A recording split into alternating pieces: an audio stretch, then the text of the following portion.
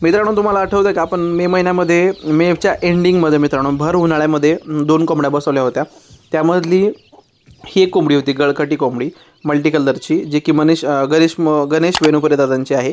आणि दुसरी आपल्या घरची होती मल्टी कलरची ब्लॅक अँड व्हाईटवाली.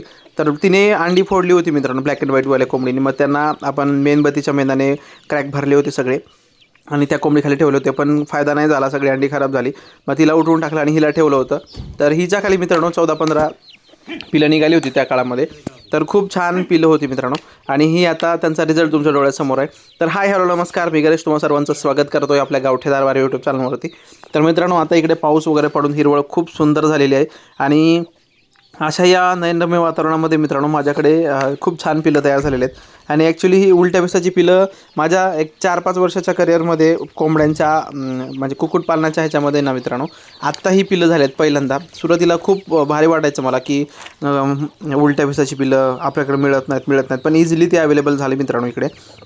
आणि आता त्यातून मस्तपैकी पिलं निघत आहेत. आणि ह्याने मार खाल्ला आहे मित्रांनो बऱ्यापैकी, आणि दुसऱ्याला मारलं आहे पण.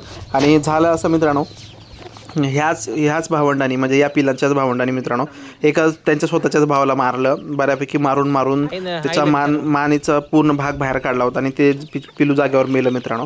म्हणजे कोंडवल्यानंतर दुपारी असं काहीतरी करतात. आणि आता इथे पण त्यांचं भिडणं चालू आहे.